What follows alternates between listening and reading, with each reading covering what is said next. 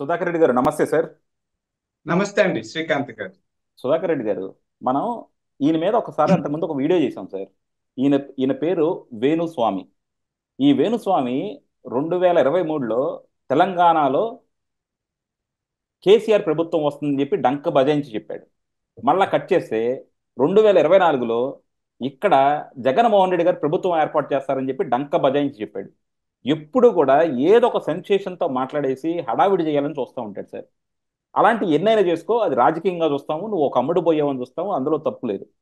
కాకపోతే ఇక్కడ నాగ చైతన్య మీద సార్, నిన్న కాక మొన్న నాగ చైతన్య ధూళిపాల శోభితను ఆ అమ్మాయి ఎవరో ఇద్దరు ఎంగేజ్మెంట్ చేసుకున్నారు సార్. ఎంగేజ్మెంట్ చేసుకోగానే ఈడు ఒక వీడియో రిలీజ్ చేశాడు సార్. ఆ వీడియో రిలీజ్ చేసి ఏం చెప్తాడంటే, వీళ్ళిద్దరు జాతకాలు కలవలేదు, సమంతాది నాగ చైతన్య జాతకం 50% కలిస్తేనే వాళ్ళు విడిపోయారు. అలాగే ఇప్పుడు కొత్త అమ్మాయి ఈ శోభితాను నాగ చైతన్య జాతకం 10% కూడా కలవలేదు. అంటే వీళ్ళు ఎన్ని రోజులు కలిసి ఉంటారో మీరే ఊహించుకోండి. ఈ జంట ఈ రోజు ఎంగేజ్మెంట్ ఎవరైతే జరిగిందో ఈ జంట కలికాలం కలిసి ఉండదు, ఈ జంట విడిపోతుందని చెప్పి ఒక వీడియో చేశాడు సార్. దీన్ని ఎలా చూడాలి సార్? ఏంటో ఈ రోజు మనం ఎవరిని చూసినా సరే ఇలాంటి మానసిక రుగ్మత ఉన్న వాళ్ళే మనకు ఎదురుపడతా ఉన్నారు. ఎందుకంటే మనకి ఒక ఒక సామెత ఉంటుంది సార్. పెళ్ళికి వెళ్ళి శుభం పలకరా మంకెన్న అంటే పెళ్లి కూతురు అని ఏదో బూతు వాడతారనమాట. ఏది అవును. అన్నారంట. అలాంటి వాళ్ళు మన సమాజంలో ఎక్కువైపోతున్నారు సార్. అసలు ఈ వేణుస్వామి ఇలాంటి సెన్సేషనల్ క్రియేట్ చేద్దాం అనుకునే వాళ్ళని అసలు అంటే దాన్ని రాజకీయాలుగా ఒక విధంగా ఉంటే ఇలాంటి పర్సనల్ లైఫ్ లో కూడా వచ్చేసి ఇలాంటి లేఖి కామెంట్లు చేసే వాళ్ళని అసలు ఎలా చూడాలి సార్ మనం? సార్, మనం వేణుస్వామి గారిని గురించి ఇంతకు ముందే బాగా చేశాము. ఆయన ఇట్లా వాళ్ళని పర్వర్టెడ్ మేధావులు అంటాం మనం. అంటే పర్వర్షన్ అంటే చాలా ఇన్ డెప్త్ భావాలు ఎలా ఉన్నా కూడా విచలన మనస్తత్వం అని అనుకుంటాం. చెల్లించే మనస్తత్వం కలిగిన మేధావులు అని. ఆ విచలనం వేరే విధంగా ఎక్కువ ఉంటదని, అంటే శృంగార పరమైన విచలన మనస్తత్వాన్ని ఎక్కువగా పర్వర్షన్ అంటాం. ఆ పర్వర్టెడ్ వాళ్ళు ఏదంటే అది చేస్తుంటారు. వాళ్ళకి క్యారెక్టర్ ఉండదు, పద్ధతులు ఉండవు, ఏమైనా చేస్తుంటారు. అయితే ఇక్కడ వీళ్ళకి ఈ మేధస్సు బాగా పెరిగిపోయి ఈ పబ్లిసిటీ పిచ్చిలో పట్టి విచలనమైన మనస్సు, అంటే మనసు ఎప్పుడు చెల్లిస్తుంటది, అది నిలకడగా ఉండదు. ఏదంటే అది చేసి ప్రచారంలో ఉండాలన్న భావంతో ఏదో చెప్తుంటారు. జాతకాలు కలిస్తేనే భార్యాభర్తలు ఉంటారు అనేది తప్పుడు భావన. అంటే అది నమ్మకమే కానీ శాస్త్రీయమైనది కాదు. నమ్మకం, విశ్వాసం. ఎందుకంటే ఈ జాతకాలు చూసే పిచ్చి భారతదేశంలో మాత్రమే ఉంది, అందులో ఆంధ్రప్రదేశ్లో ఎక్కువ అండి.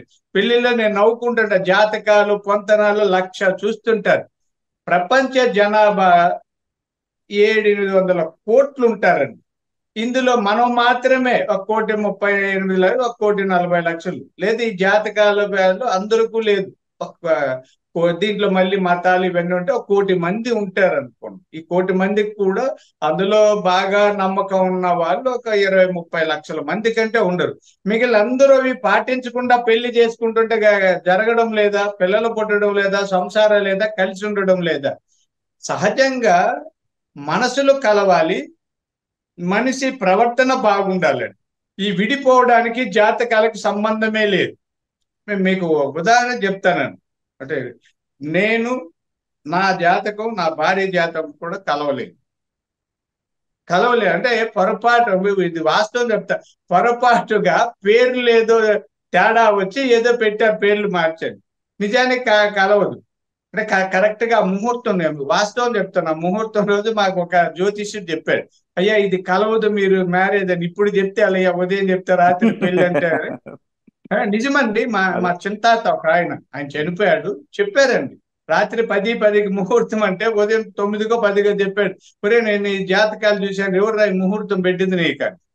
నువ్వు గమ్మండి నువ్వు కానీ చెప్పావంటే నేను గోపులు అదర కొట్టేస్తాను. కొద్దిప్పుడు రప్పుడేంలే, ఇది ఆడ జాతకాలు చెప్పదండి. మీరు చాలా అద్భుతంగా ఉన్నామండి. చక్కని అబ్బాయి కొడుకు పుట్టాడు. మా అన్నలకి ఇద్దరికి అమ్మాయిలే.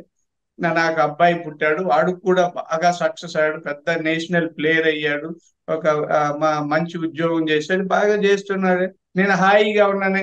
మా ఇద్దరికి ఇట్లాంటి జబ్బులు గిబ్బులు లేకుండా కుటుంబం చాలా చక్కగా అన్యోన్యంగా చిలక గోరు వంక ఇంకా అద్భుతంగా ఉన్నామే. పిచ్చోడుగా అన్నాడు అతను, ఆ స్వామి. ఏదో చెప్తుంటారండి. అది ఎవరైనా అండి, నేను చాలా మంది చెప్తుంటా, జ్యోతిష్యాన్ని ఒక నమ్మకం, ఒక విశ్వాసం అండి.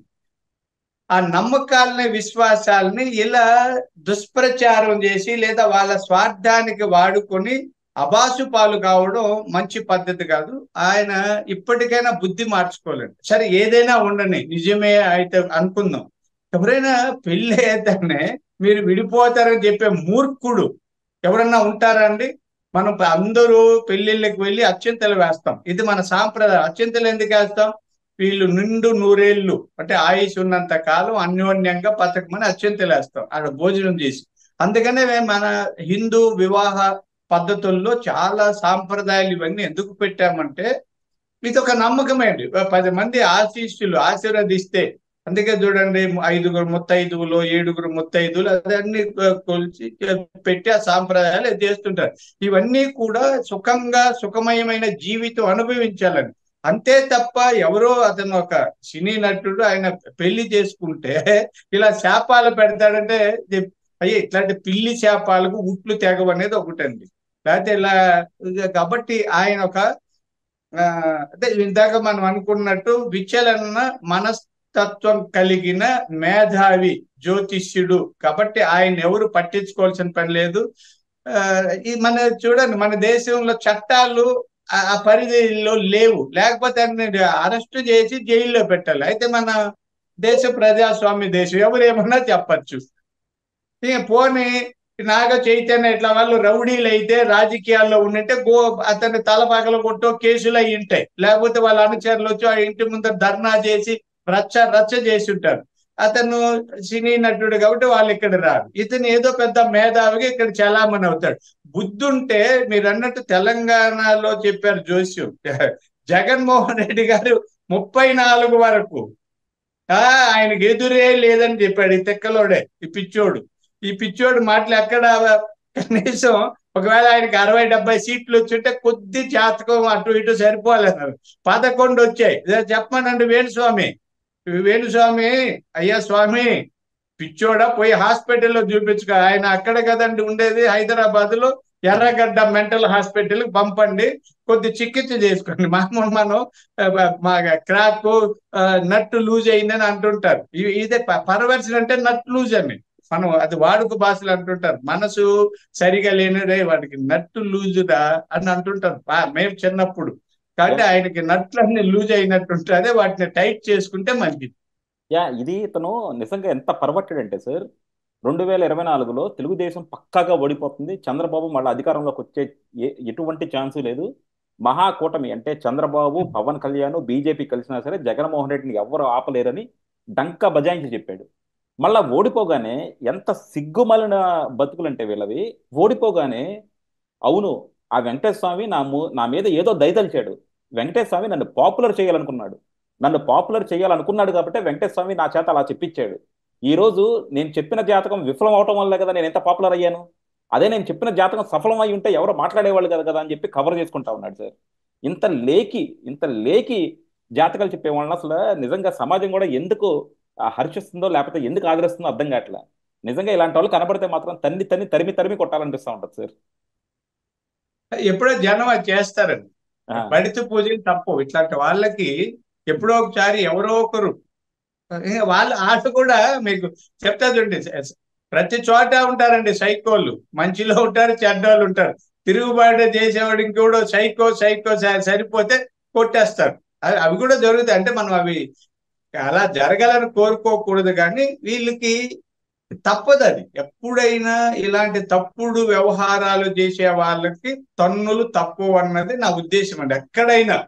అదే ఇల్లు ఒకసారి ఏం చేయాలంటే సార్, ఇలాంటి వాళ్ళు జగన్మోహన్ రెడ్డి మీద రివర్స్ మీద జాతకం చెప్పాలి. ఎందుకంటే జగన్మోహన్ రెడ్డి లేకపోతే వైఎస్ఆర్సీపీ వాళ్ళు అయితేనే ఇలాంటి వాళ్ళని తనడానికి వెళ్తారు. ఈ తెలుగుదేశం వాళ్ళు కానీ మిగతా వాళ్ళు అంతా ఏంటంటే పాపం చూసి చూడనట్టు పోర కుక్క బతుకు వదిలేసేయండి అనుకుంటారు.